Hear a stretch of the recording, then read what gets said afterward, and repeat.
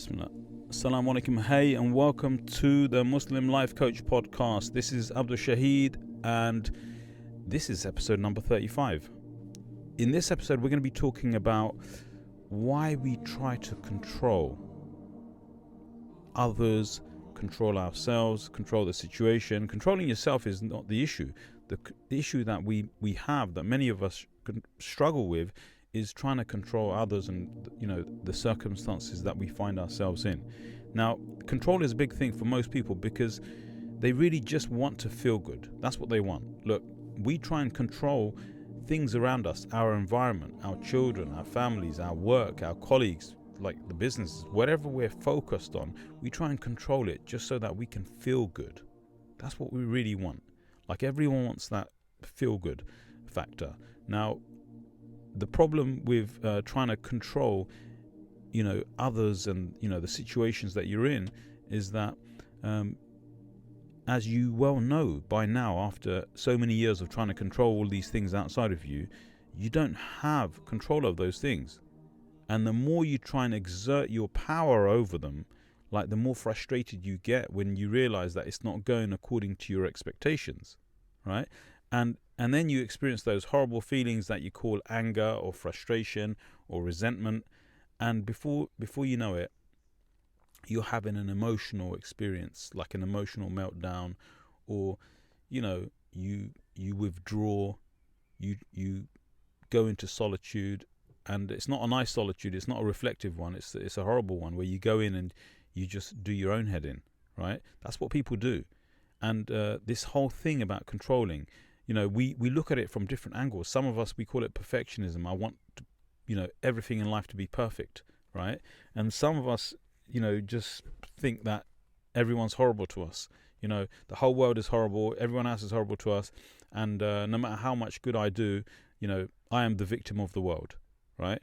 And others get into this situation where they become dictators in their lives. They try and control anything and everything and everyone around them.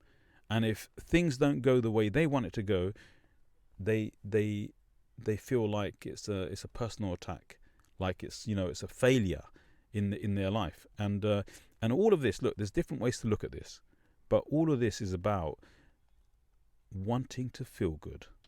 Like, everyone wants to feel good, right? Everyone wants to feel okay. It's not even the feel good, but it's to feel okay. So it's a pretty difficult thing to do, because look, the verse from Surah Al-Ra'd where Allah subhanahu wa ta'ala says, Bismillah ar-Rahman ar-Rahim, Inna Allaha la yughayyiru ma biqawmin hatta yughayyiru ma bi anfusihim. Indeed, Allah will not change. Indeed, the creator of the heavens and the earth will not change all of those things outside there, or what's going on with the people, until you change yourself. Now, that tells us categorically that you can change what's going on with yourself. But hey, when you go into trying to change everything out there, you're trying to change everything else that's not you. In other words, you're trying to change the things that are in the domain or the control of the creator. Now, you can't change the weather, right? And you know that, so you never try and change the weather. You can't change many of the things that are in your world, and you know that, you accept it, because this is the key, because you've accepted you can't change those things. You can't change the weather, you can't change the moon and the sun. You can't change, there's many things in your life that you can't change. But the things you feel like you can change that are outside of yourself, like other people in your family, your kids, your husband or your wife. I mean, that's a really common one. Like, all husbands and wives are trying to change each other, and they fail to do it. And when they fail to do it, they get so angry at each other because the other won't change. It's like, no matter what I do, you won't change. No matter what I do for you, you always have to be that way. Well, hey, they're being the way they are. You can't change them. This is the problem that many couples have, right? But it's also the problem that managers and leaders have. Leaders become authoritative. They try to force their will on their subordinates. They try to force their will on their team, the people that they're supposed to be leading and looking after and nurturing and being compassionate with. But instead of being compassionate and leading and doing all those things, instead what they do is that they start trying to control them, because they feel like if they can control them, they can feel okay about themselves. If they can control them, then they will feel successful. Like they won't feel like a failure or whatever it is. Look, we all have different feelings that we're looking for, but ultimately we want the feeling of like we want to be okay. So ask yourself, do you try to control your spouse? Do you try to control your children? Do you freak out at them when they don't do what you would like them to do? Do you treat your spouse like a kid? These are really important questions to ask. Because if you do, the likelihood is that you're trying to control them or their behavior so that you can feel better, right? Because you'll say to yourself, like, if only you would do that, then I'd feel okay. If only she would do that or he would do that, I would feel okay. But the fact is, we can't control them. Like, controlling them isn't within our domain of control. That's in the domain of Allah. Like, everything beyond you, outside of you, you can't control, you can't change. Allah said in that verse, حَتَّى يُغَيِّرُوا مَا بِأَنفُسِهِمْ, until you change yourself. So you have the ability to change yourself, right? So the question is, are you focusing on your sphere of control, the things that you can actually control, or are you trying to control the things outside of your control? Because if you're trying to control the things outside of your control, you're always going to struggle. You're always going to have this conflict. You're always going to be disappointed. You're always going to feel like, things outside of your control are not living up to your expectations. And your expectations are within your control. Get that. Like, look at that for a solution. Your expectations are within your control because they are your expectations. They are the rules that you made up in your mind. So you can actually change that. So if you can't change what's out there, what you could do is you could change what's in here, because that's within your control. I mean, look, it's just a thought, right? You decide. Like, are you going to focus your life on all of the things that you can't control, or are you going to focus on the things that you can control? Because depending on which one you focus on, depending on which one you put your energy into, you're either going to feel okay or you're not. And this is the struggle that most people have. Most people have this struggle. And I'm pretty sure, like, in your life you have this. We all have this. This is a human problem, right? And that's what revelation is for. It's guidance to resolve human problems, right? So ask yourself a simple question. Do you have control over your children? I mean, are they, when they're dependent, under 5 years old, or even, even younger than that, like, you probably have more control over them than not. But as they get older, as they get more awareness of their own decisions, their own power to choose, like, your choices become secondary.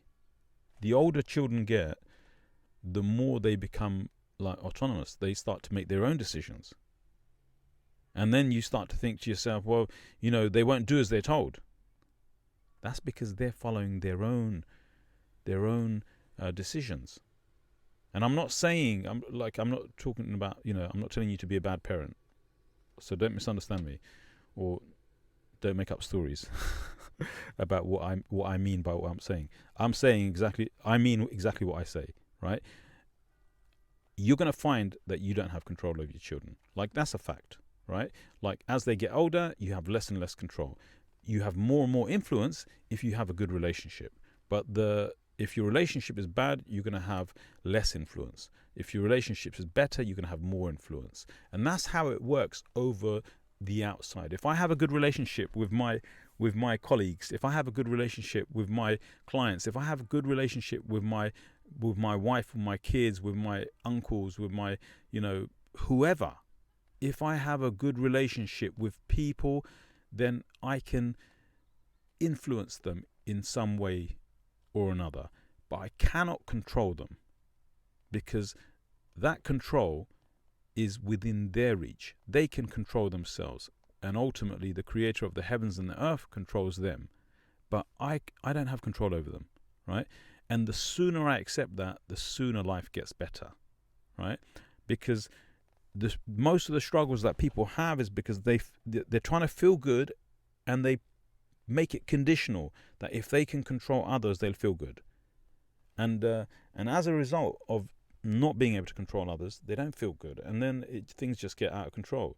And from your own experience, when you get stressed out, you turn to behaviors that make you feel good when you're stressed out, right? And in fact, many people, for many people, this gets out of control, and they turn to these behaviors like habitually, and it becomes like an addiction to turn to these behaviors, because they feel like that's something they can control. That makes them feel good, right? And this is what starts to form bad habits, or any type of habit, right? But this continual repetition of behaviors that don't serve them, like even destructive habits such as overeating, drinking alcohol, taking drugs, like porn addiction, so many other things like this. Men and women alike are indulging in these behaviors as a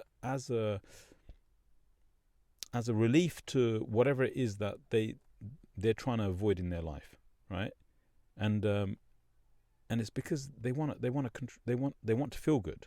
Like everyone wants to feel good, but if you can understand where all of this comes from, like it comes from the simple desire and need to feel okay, right? And if you focus on your control, your sphere of control, things that you have control over, which is essentially yourself, like you're going to be in a much better place. Now, what's the connection? Look, I made a connection between bad habits, and this control, right?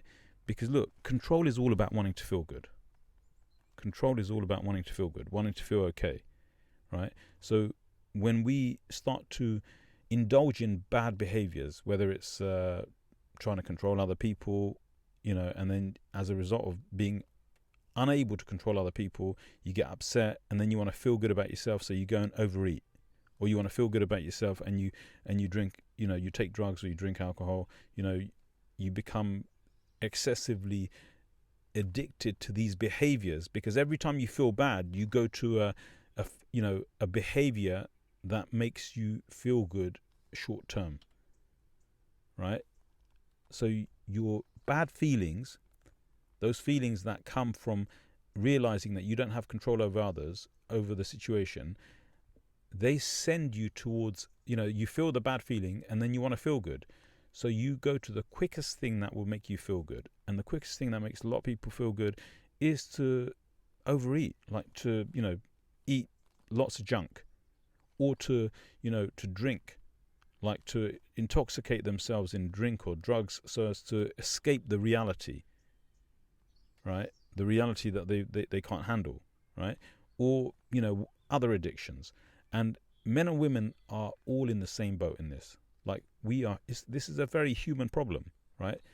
And these behaviors, every time you go to these indulgent behaviors, you're trying to escape another feeling. And the feeling, it comes from wanting to feel okay. And if you could just understand right from the inception that your control is over you. Your control is over you. And if you could focus on your control over you, these avoidance behaviors will disappear, because you won't have those bad feelings that you're trying to escape. You see, awareness of your thinking and your feeling, and knowing the thought-feeling connection, is key to a long-term solution. If you want to avoid it, like, look, your thoughts are these thoughts that you're indulging in, that you're constantly believing about your world, the people that you're surrounded by, whatever it is that you're experiencing, they're creating your feelings. And as you feel those feelings and you're not enjoying those, you try and escape those feelings and you run to other things, indulgences that are going to give you a quick short-term relief. This is what creates it. This is where it starts. If you can just become aware of that and aware of what's going on, what those thoughts are that are creating those bad feelings in the first place, and understand that you can't control other people, accept that, and then focus on the things that you can do to help yourself, your own thoughts, your own, like, what you can change is you can change your thoughts, right? And I'm not talking about positive, negative thinking. What I'm saying is that those thoughts that you're focusing on, that I need to be able to control someone else so that I can be okay. Well, if you can accept that you can't control other people in the first place, then you don't need to do that to be okay. You can be okay by focusing in on what you can do to empower yourself. Like, empowering thoughts will empower you. Like, if you're thinking to yourself that you need to be okay, you need to make someone else do something to feel okay, it's a hit and miss. When they're not doing what you want them to do, you're not going to feel okay. When they're doing it, you're going to feel okay. Most of the time, you're going to find that people don't do what you want them to do, right? And, violence happens for the same reason. Domestic abuse, all this stuff happens for the same reason. People are trying to control each other. And when they can't control each other, they hate the feelings that they're feeling, and then they react to that. And every person can control themselves by controlling their mind, controlling the thoughts, focusing on what empowers them and gives them the ability to feel good, as opposed to what disempowers them. And if you're putting all of your, if you put your thoughts, if you put your feeling good onto someone else's behavior, you're always going to be at the mercy of someone else's behavior. Whereas if you bring it back into your control, your sphere of control, put your feeling of being good on your own behavior, on your own thoughts, like, think empowering thoughts, think positive thoughts. Like, this is what we understand in the Islamic sciences as husn al-dhan, like good thoughts. Good thoughts. If you have good thoughts, you'll feel good. If you have bad thoughts, you'll feel bad. Your thoughts are what creates your feelings. It's not someone else's thoughts or behaviors that creates your feelings.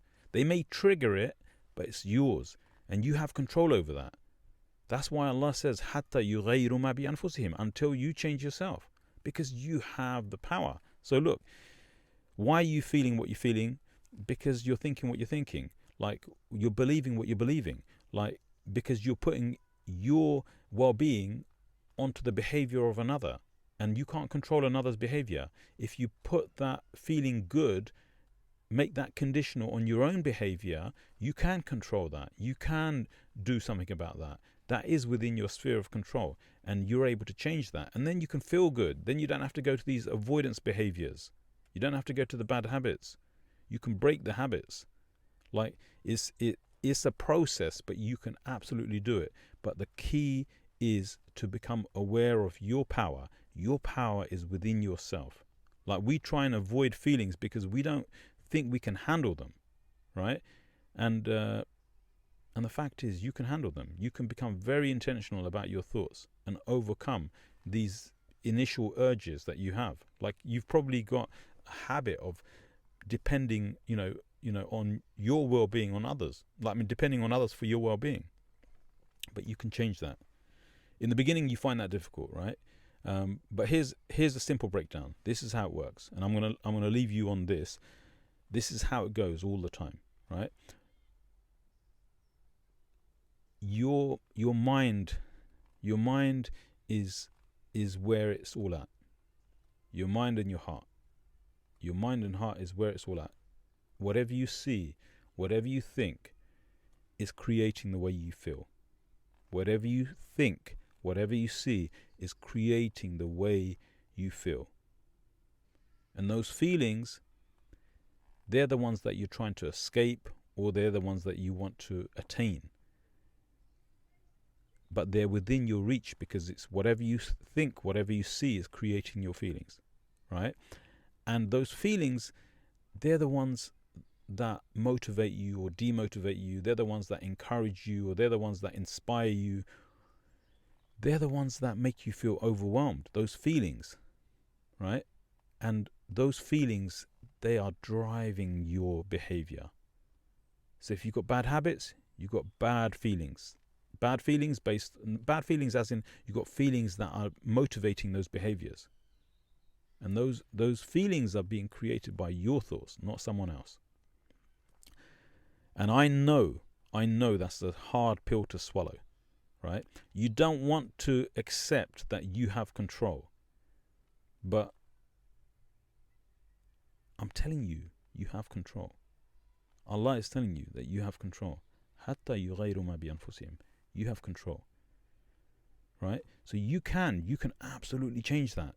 It's within your reach. If it were in the domain of someone else's control, it would be out of your reach. And that's good news, because it's within your reach. You can change it.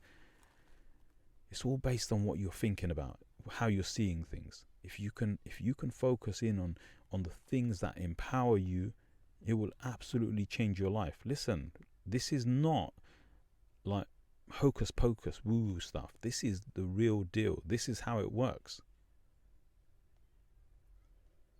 Your behaviors are what creates your life.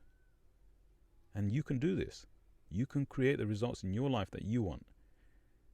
If you want more of this, if you really want to delve deep, and you want to train up, like I train coaches. I train coaches in the methodology of the ilm nafs, the science of the human being. This is an Islamic science. This is based on, spirituality, psychology, and physiology. The three are connected. It's holistic. And this is how life is, whether we accept it or we don't accept it, but this is like the blueprint of life. The hidayah of the Quran is pointing us to these things always. And everything is based upon this. Now, this is, look, I coach all sorts of people. They're not just Muslims, right? But I don't ever have an issue of, who does this apply to? Is this just something that applies to Muslims? No, of course not. This is a human science. It's the way that we've been designed, the way we've been created. And it works for everyone. So anyway, I'm going to leave you with that. If you want to know more, if you want to check out more, go to QuranicConnection.tv. You will find more there. By the way, you're going to find I'm going to announce it very, very soon, in the next few days or weeks. Not weeks. In the next few days, I'm going to announce it soon. But you will find all of this content, all of the podcasts that I do and everything I do on the MuslimLifeCoach.org. The Muslim Life Coach Institute, it is at the MuslimLifeCoach.org. That's where you'll find it going forward. This is where we train in the science of the nafs. This is amazing stuff. It's life transforming. It will transform your life. Follow the podcast. Do it. Take action. Do this stuff. Focus on it. And trust me, it will change your life. That alone will change your life. Until the next one. Assalamu alaikum.